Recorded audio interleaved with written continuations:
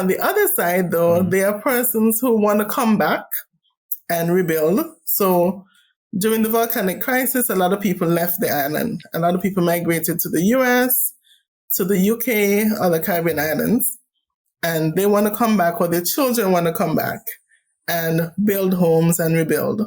So one of the things that I've started doing, I had one special person who wanted me to identify where parts of land was in the exclusion zone, that's what we call it, to see if he would get the ability to invest in it.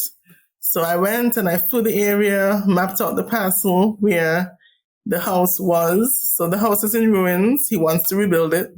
The government sort of gave concessions for a portion of that area, Cork Hill, Richmond Hill area, to be rebuilt if the persons can afford it.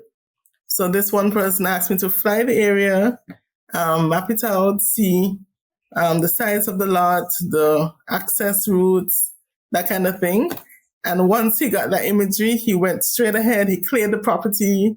He started rebuilding. He's fixing up the roof now, so it's sort of like opening up lands for development and understanding where people can put their investment.